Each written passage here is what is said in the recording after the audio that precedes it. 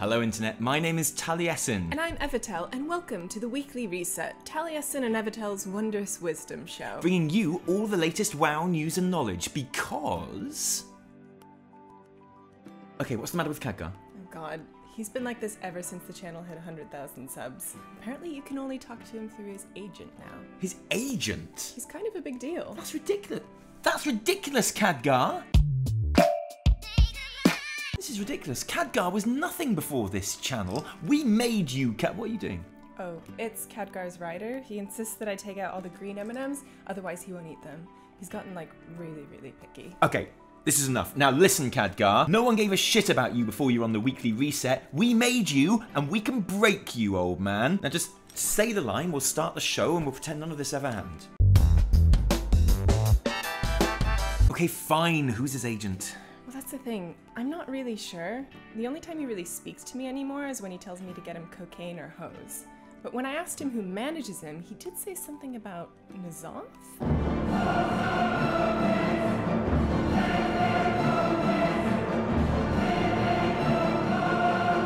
Knowledge is power.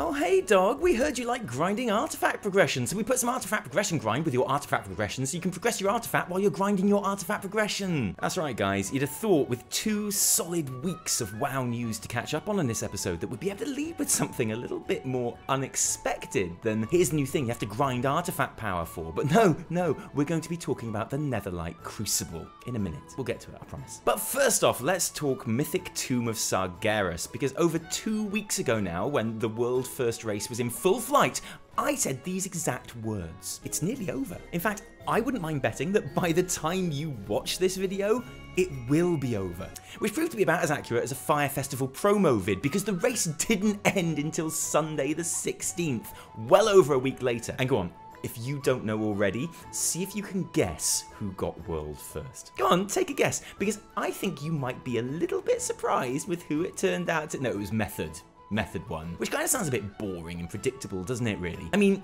everyone at the very beginning of the race said it would come down to a straight up fight between Method and Exorsus, and in the last few days of the fight, it was pretty clear that we were only really waiting for Method to crack it. You can't exactly say they steamrolled it. It took them 655 pulls, which is insane. I don't think I've ever failed to do something 654 times in my life, because like most people, if there's something I can't do after 5 attempts, then that thing is definitely 100% impossible and needs to fuck the fuck off. 655 pulls. In that time, by the way, Kil'jaeden received a couple of nerfs too, and there were vague, disgruntled mutterings from members of both Method and Exorsus at the time. They felt that tuning and balancing should probably have been sorted before the raid went live. Method sharing this graph which showed the lack of progress they managed before the nerfs were made. But come on, Method. We all know you're just making excuses here. That jump in progress has nothing to do with Blizzard implementing changes and everything to do with you needing to get good. Look, I'll walk you through it.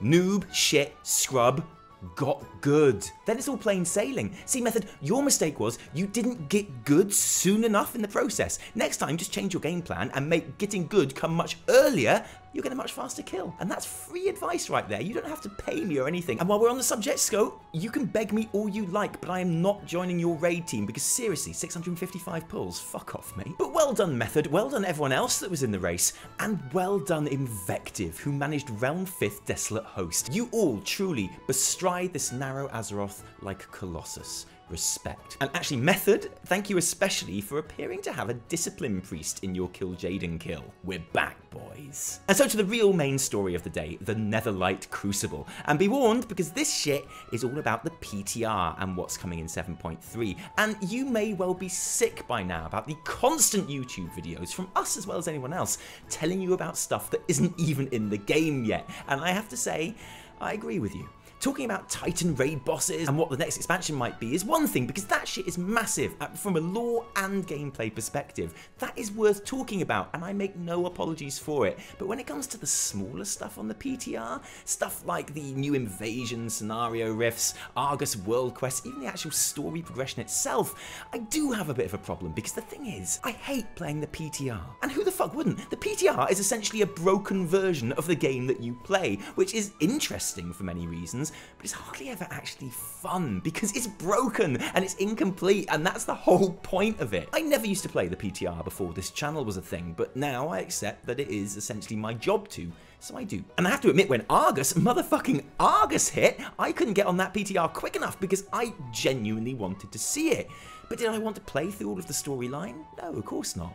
I mean, obviously I wanted to get far enough to worship at the altar of the ridiculously hot space paladin Tyrallion and his twin Talarian, because I'm only human, you know, but then like most people, I want to wait until that shit is actually happening for real and enjoy it how it's supposed to be enjoyed. Playing the PTR, I always feel like I'm filling myself up with crackers while I'm waiting for someone to cook me a really beautiful steak. Crackers are fine and everything, but they're not as good as steak, and I enjoy the steak less if I'm all filled up with crackers. That made sense to me. But I think the Netherlight Crucible thing is worth talking about because of what it means as much as what it is. The Netherlight Crucible is this thing in the Vindicar on Argus that, come chapter 5 in the Argus storyline, opens up a new upgrade tree that is attached to your relic slots in 7.3.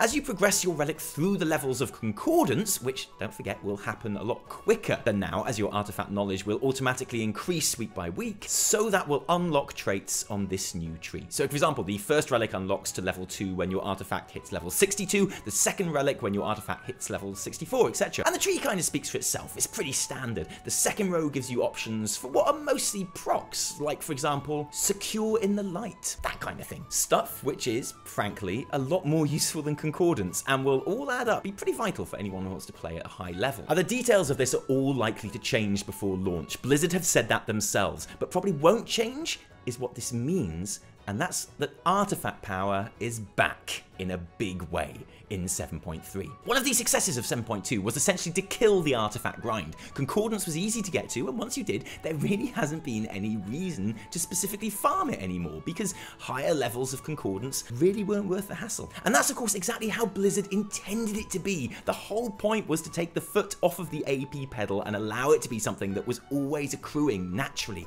as you played the game, but not something that was worth farming to any massive degree. The Netherlight Crucible changes that, because although none of these buffs are super powerful by themselves, there's enough of them that they are going to make a difference to your power. And let's be honest, having the maximum is going to be mandatory for mythic guilds when raid time rolls along. And that's got potential to be a pretty touchy subject among the player base, because the AP grind, or what is perceived to be the AP grind, is not popular. In fact, I would say the only thing more universally unpopular than the AP grind in the whole of Legion so far has been its liberal doses of RNG, whether that be in class mechanics or gear upgrades. And guess what? Those different talents that appear in the talent tree slots, those aren't predetermined.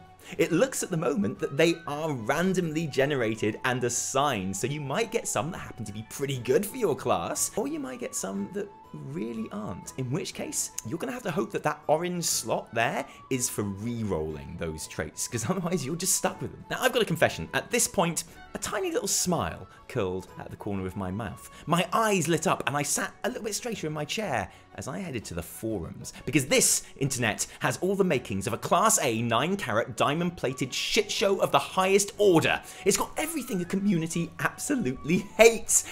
AP grinding, RNG, talent trees, wound into one beautiful shit-shaped package ready to explode, and I have to admit my hopes were high as I headed to first the EU and then the US Battle.net forums. I went to Wowhead, MMO Champion, even the comments section of other YouTube videos covering this, and I can't believe I'm saying this, but I was actually genuinely surprised with how there was really not any... No, it was a shit show, obviously. Fucking great. More shitty busy work. Really, Blizzard, fuck you. Fuck you so hard. Grind, grind, grind. Boy, am I glad I quit this stupid game. This is complete bullshit and they know it. This is guaranteed to make entire guilds quit WoW. Again. Now, in fairness, there was plenty of shit show going on in the various comments section, but really not as much as I was expecting.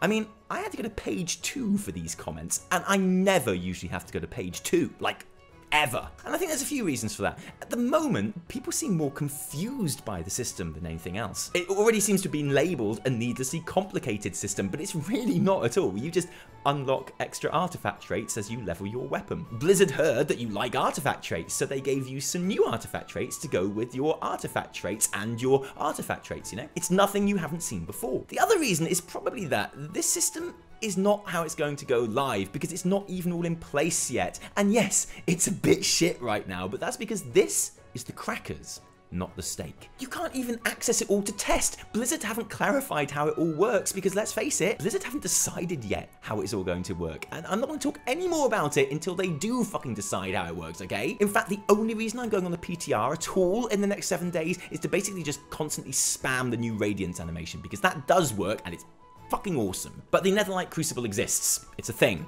And if I'd known it was going to exist, would I have stopped putting artifact power into my main to focus on my off-spec weapons instead? No. No, I would not. Because whatever happens, and however you think about it, and actually, I may just surprise you with how much I like the artifact power system in a future vid. That AP grind is back, guys. Warcraft Chronicle Volume 3 is available to pre-order with a March 27th, 2018 release date. And Volume 3 is the one that most people are really looking forward to, because the third installment is always the best of any franchise, right? Like Godfather 3, easily the best Godfather movie. Return of the Jedi, pretty much the only good Star Wars film. And let's be honest, the Home Alone franchise doesn't even really start until number 3. It's got all the fun of the first 2 movies, but with added North Korean terrorists. What's not to love? And people are extra specially excited about Chronicle because of the time frame it'll cover, because now, finally, after getting through the creation of the universe and the planets, the War of the Ancients, and the First and Second Orc Wars, we get the stuff everyone really cares about, because we're at Arthas and Jaina and Uther and Illiadan. And if Volume 3 is anything like the previous 2 Chronicle books, then it's going to tell us a lot of what we don't know about those characters, so it's going to be great. Don't know if it'll be as great as Jurassic Park 3, but then seriously, what could? Jurassic Park 3 has got a dinosaur that swallowed a mobile phone so that you hear it ringing when you know you're about to get eaten. Chronicle 3 won't have anything as good as that, but I'm sure it'll explain to us just how Jaina was evil all along, just in time for the next expansion to be released. And in Mount News, the Shackled Nur'zuhl, at least this color variant of it, has been confirmed as being dropped from mythic Argus the Breaker. The bad news is that if you want to ride around on a mount so wrong it has nightmares about itself, then you're going to have to be playing at the very cutting edge of the game. Let's face it, you're not going to get this mount, are you? But you can tell everyone it's because you think it's like really ugly and you didn't really even want it, and they'll probably believe you. You probably don't even need to mention the whole mythic Argus bit, it's cool. But the good news is that means that even though we currently don't know how to get it, the Lightforged Golem mount will not drop from mythic Argus the Breaker. Because, come on, when you saw how cool that mount looked, you totally assumed it was going to drop from mythic Argus. And then you probably had a little cry to yourself because you knew that meant you'd never get it. But you might get it. Don't know how yet, but you might. There were other couple of things that we wanted to cover, and the first of those is the holiday event that happened this week. It was great. It was brilliant. If you're watching it now, if you're watching this video at all, it's already over. Sorry, it was well, yesterday, Saturday, and that was the Auction House dance party event. Yeah, which was so great. What did you think of that? I loved it. Yeah. Well, I loved it specifically because we managed to do some rather interesting things with the format. Exactly. So there wasn't that much going on because it was just like a dance floor, and there was some dancing, and every now and then maybe you get zapped onto stage. Yeah. And There's music. There was music. It was kind of funky. Music. Not as much of a selection of music as I was kind of hoping for. I thought there might maybe. be like a jukebox. Yeah, that'd be kind of cool. Considering that they tested that shit on the PTR.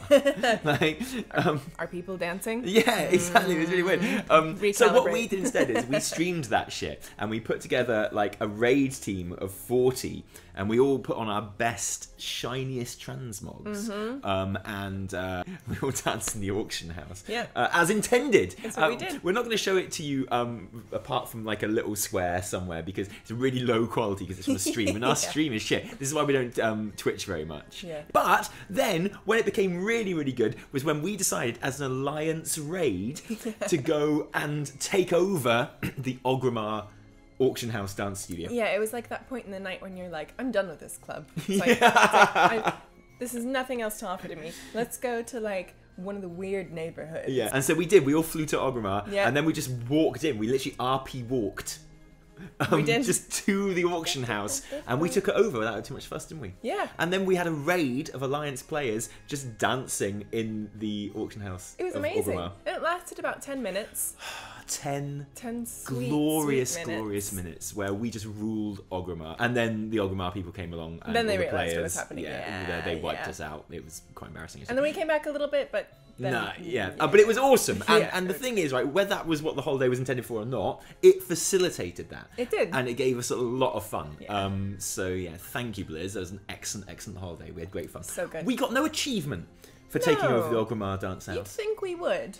Exactly, like the Gatecrasher achievement. Yeah, plus we got what's-his-face actually on the dance floor. Like We did get Sourfang Yeah, on we the got dance floor. Sourfang We on the totally dance pulled floor. Sourfang to the dance And he was floor. like on there. He was and everyone was like bumping brilliant. and grinding. And then he got a bit scared and had to And evade then away. Yeah, but, yeah. we were, he we was were like- rocking he's like, that This shit. is too much for me, it's too intense. Totally. I bet he never dances with the Horde people. No. But he danced with us. He did. So there we go. And the other news that we wanted to cover just on this bit here was the sad news, I guess. Yeah. Really sad news. And that's the departure of Russel Brower Yeah. from Warcraft. Who was pretty much in charge of Warcraft music. And Yeah. kind of has been. Now, you know how much we love Warcraft music. We do. On this channel. It has a special place in my heart. We've made videos about it. We You probably have. haven't We've seen gone them. that 'cause far. fucking no one has. Yeah. No one's watched those videos. Go and watch those fucking videos. Go watch those videos. Link to them. They're in the good. script. Now. There's a link coming up now. Watch them, everyone. But when you look at some of the tracks Yeah. that he has been behind, that he's been responsible for, that he's written,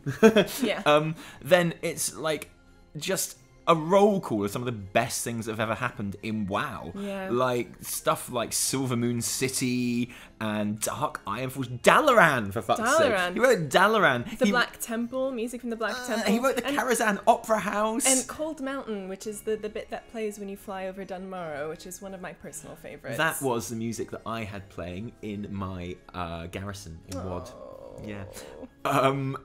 Okay, so he wrote Grizzly Hills, which we rated in our video the greatest World of Warcraft music of all time. And your favourite, which is the Titans. Yeah, I love the Titans. as well, which we it's use- definitely up there. It's Oh, definitely my up God. there. And of we course- use that as often as we can. Yeah.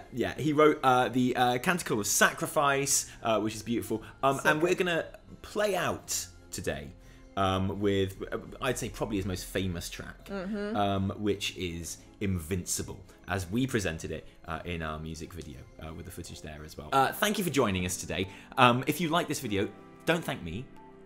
Don't thank Evitel, Thank our patrons. because they give their actual real-life money. You can thank us too, but just like on the side. Yeah, maybe You know, just like- just thank us in private, but in Yeah. public thank them. Yeah. No, don't even thank us in private. Thank them. If you didn't like this video, downvote the shit out of it. Remember, my name is Russel Brower. Oh, too soon. Too soon? Too soon. Okay. From me, Taliesin. And me, Evitel. Cheerio.